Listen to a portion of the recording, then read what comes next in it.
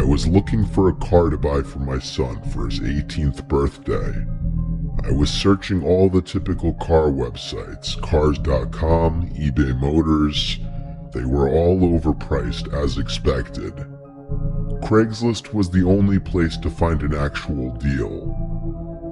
About a week into my search, I found an '03 Toyota Camry. It had 67,000 miles, no accidents, no damage, and good condition for only $3,500. This seemed like a steal for such a reliable car with such low mileage. The seller lived about 10 miles from me, which was a reasonable drive when looking for a car. I gave him a call to set up a time to come check it out. The man sounded normal on the phone. He assured me there were absolutely no problems with the car. He introduced himself as Bob. I brought along $3,500 in cash, even though I planned on wiggling down the price as much as possible. I pulled up the dirt road to Bob's property about 15 minutes early. It was a tiny little house with a decent-sized property, only because it was a bit far for the nearest neighbors. The garage was open, so I looked over to see if anyone was inside, but except for an unusual amount of car parts, it was empty. The car was nowhere in sight. The only car in the property was an old pickup truck. I went over to the front door to check the house numbers. It was the right address. The doorbell button was missing, so I knocked on the front door. I knocked every once in a while for exactly 5 minutes before deciding to give the man a call. So I dialed his number, and I heard the sound of his phone ringing from inside the house. I was extremely confused at this point. Now I knew I had the right house. I didn't understand why, if he was home, why he wasn't answering. I decided I had to take a peek through one of the windows to see if anyone was inside. Peering through the glass, I couldn't really see much as it was pretty dark inside the house. I saw a very old-fashioned dining room set, but across from that, I saw somebody standing at the back door of the house, staring outside. I figured that must have been Bob, so I knocked on the window, but he didn't even move. There was no gate or anything to the backyard. It was just a wide open yard since this wasn't a rural area. I simply walked around the house to the backyard. I didn't understand how he couldn't hear me. When I got to the back door, I made a shocking realization. The figure standing by the door was a taxidermied human being. I ran straight back the way I came and back to my car. I looked up one last time before driving off. The blinds to the window I had peeked into had been shut, but I could see 2 of the blinds creased open. Somebody was at that window, watching me. You could probably guess I had the gas pedal to the floor the whole way home. The whole situation still makes no sense. All the car parts, the fact that there was no Toyota Camry, the taxidermied human being. Given that there was no car there, leads me to believe that whoever that man was wasn't planning on selling me anything. And that also leads me to the disturbing thought that I was very close to becoming a lifeless statue staring out that man's back door. This happened when I was really little and often left alone with my single mom. She always came to check on me every night when she would get up to go to the bathroom. This one night in particular, I remember waking up thinking I had heard something in my closet. I looked up and my mom was at the foot of my bed giving me a playful wave. She told me to go back to sleep. She then went into my closet and pulled the door until it was just barely open, and she just stood in there, poking her head through the crack of the barely open closet. I remember vividly seeing her eye peeking through the crack at me. I laughed like any little kid would do in that situation, and then fell asleep moments later. When I was eating cereal the next morning, I asked my mom why she was hiding in my closet last night, and she just stopped and gave me a puzzled and concerned look. She told me she hadn't been in the room all night. At first she assumed somebody had broken into the house, but she soon realized it was some kind of hallucination or dream. Since this experience, I've only had 2 other hallucinations, neither of them as vivid or as creepy as this one. In the year 2009, I was spending a weekend with my uncle on his ranch when my parents were renovating the new house we had just bought. It was my second night there, a Saturday, and it happened to be during one of the biggest thunderstorms of the year. I'd say there were at least 3 crashes of thunder and lightning per minute. And we were in the heart of the storm because the thunder would crash not even a second after the lightning would. I always enjoyed listening to storms while laying in bed, so I stayed up a little later watching TV, just enjoying the ambiance. After the movie I was watching finally ended, I turned off the TV and tried to fall asleep.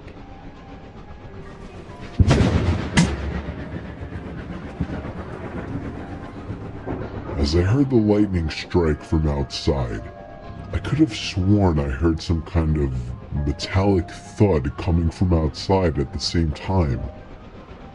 I didn't pay it too much mind. 20 seconds later, I could have sworn I heard it again. A very distinct metallic thud coming from outside to match the timing of the lightning. I really don't mean to make this sound like a cliche horror story, but my uncle really is a kind of creepy guy, and I was never close with him even remotely. So for that reason, I didn't feel right going to wake him up. I just tried to forget about it.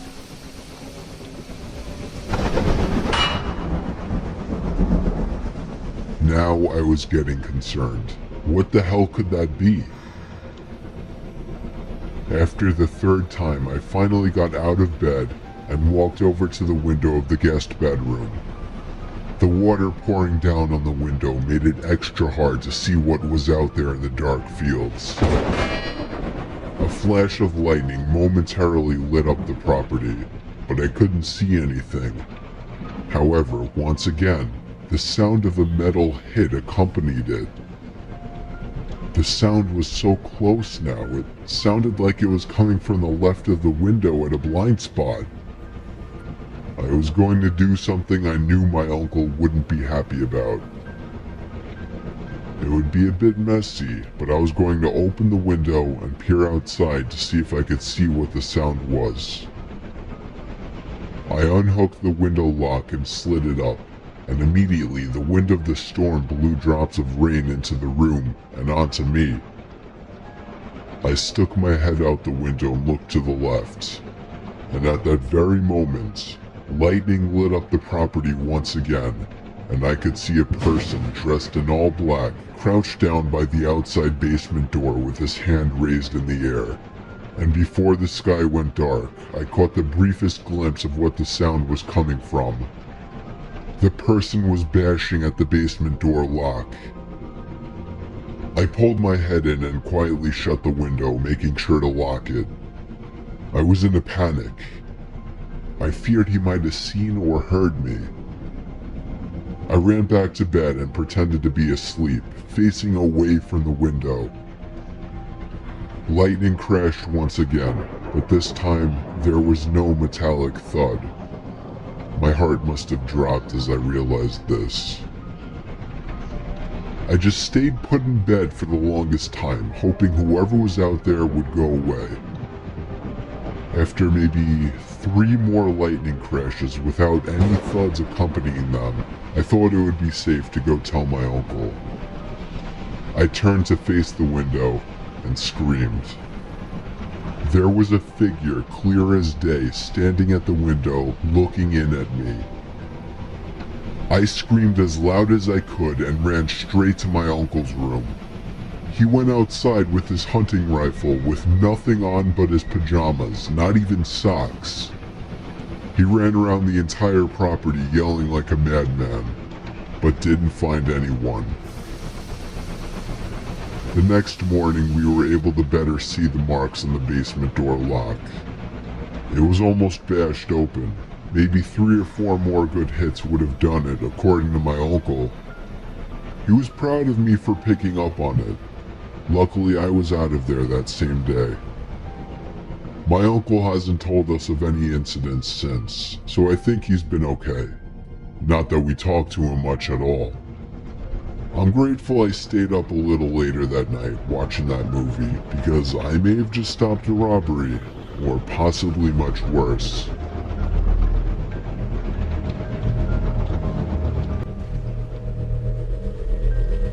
I don't care if anyone judges me, but I like to go to the movie theaters alone.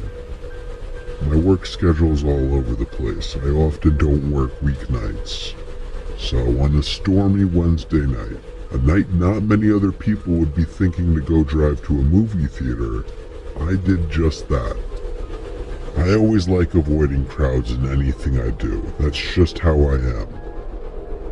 It was 2017. I went to see some low-key movie that probably wasn't at the top of most people's must-see movie lists. I was the only one in the theater, just like I expected. I sat myself right in the center seat of one of the higher-up rows and put my feet up on the seat in front of me. About 20 minutes into the movie, I'd say, I noticed someone a few aisles down. I didn't notice them coming in. The theater was dark because the scene in the movie at the time was in a dark room. They weren't sitting in a seat like a normal person though. All I saw of them was the top half of their head, peering over one of the seats to be looking in a direction that definitely was not the screen. It was still too dark to be able to tell if they were looking directly at me or not, but when the scene changed to a brighter background, the whole theater got brighter. Bright enough to see they were looking basically at me. But their face was so pale and lifeless looking, and their hair messy and wiry looking.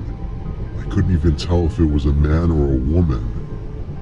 I'm an introvert, or just an awkward person, so I didn't really want to ask if there was something wrong. I viewed that as confrontation. The screen went darker again, and at the same time, the person lowered down behind the chair completely until I couldn't see them anymore. They were completely hidden from my view. I couldn't concentrate on the movie now though.